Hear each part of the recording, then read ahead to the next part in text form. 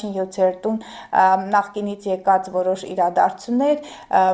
ձեր նախկին զուգընկերը, գործընկերը, կողակիցը կարող է գալ, որ դավադրություններ, դավաճանություններ կարող են բացահայտվել նրանց իսկ մասնակցությամբ կամ նրանց մասին տեղեկություն կարող եք ստանալ, որը ձեզ կարող է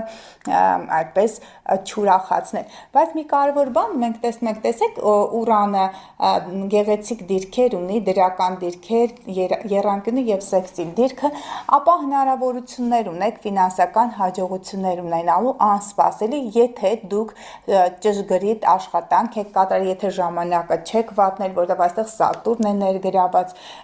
եթե նախկինում այդ ձեր խնդիրներն եք, ֆինանսական խնդիրներն եք կարողացել լուծել 18-19 տարվա վաղեմության, 15 տարվա, 30 տարվա վաղեմության խնդիրները ի վերջո կարող են լուծվել։ Դատաիրավական համակարգում հնարավոր է ունենաք եւ շահումներ եւ կորուստներ, քանի որ 7-րդ տունը կույսերի համար դա ձկների կենդանակերպն է,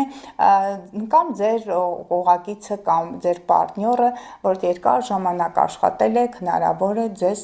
այդ դատական հայցով ինչ-որ հայց ներկայացնի։ Իսկ այն ձկները, այսպեսի մի բան այս հարթակում կան 1-2 այդպես մոլախոտեր ձկներ, որոնք հենց բարդ դիրքեր են լինում, ինչպես անցած տարի ապրիլ, օգոստոս ամիսներն էին, այս ընթացքում ուղղակի եթեր դուրս չեն գալիս, դիվիդենտներ են շահում, պղտող ջրում ձուկ են որսում,